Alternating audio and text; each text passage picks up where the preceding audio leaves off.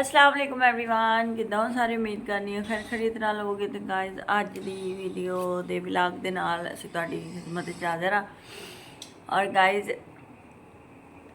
तुहानूं सारिआं नूं निमकी ऑफिशियल दे विच वेलकम हो गया। सारे दोस्त किदां हो, उम्मीद करदी है खैर खरी तरह लोगे। तो गाइज अज बहुत ज़्यादा मैनूं तकलीफ हो रही है, दर्द हो रही है, और उहदी वजह वे कि मेरी अखां दे विच इन्फेक्शन होया, जिहदी वजह तो जड़ा है ना मैं डॉक्टर को भी अज गई हाँ। तो उन्हें मैंने कहा भी तुम अखां वाले डॉक्टर को जाओ।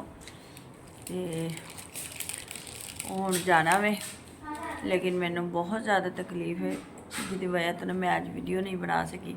तो मैं फिर क्या सोचा कि मैं अपने दोस्तों के नाल शेयर कर ही लवां वीडियो। अज नूर ने भी बड़ा तंग किया होया। तो दोस्तों अज ना वैसे कुछ खाण का भी दिल नहीं कर रहा, चस्ट भी खराब हुई। तो मैं हुण जड़ा ना ये वालों ते ऑयल लाया सी, जिहदी वजह तो मैं वाल वाश किए। तो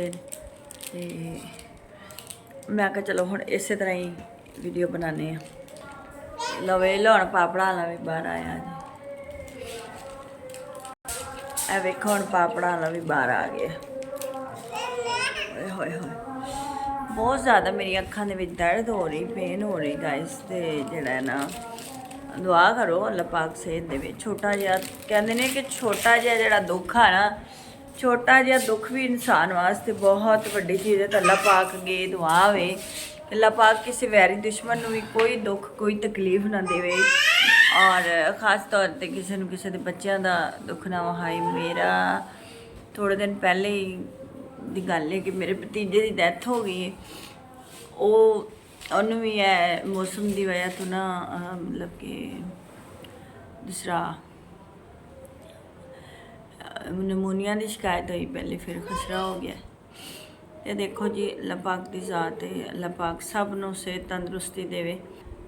और मेरी ये दुआ है कि जिहड़े साडे वीडियो भी वेख रहे हैं उन्हां वास्ते भी स्पैशली दुआ है कि अल्लाह पाक उन्होंने भी सेहत तंदुरुस्ती वाली लंबी जिंदगी अता फरमाए, और किसी नूं किसी का मुहताज ना करे।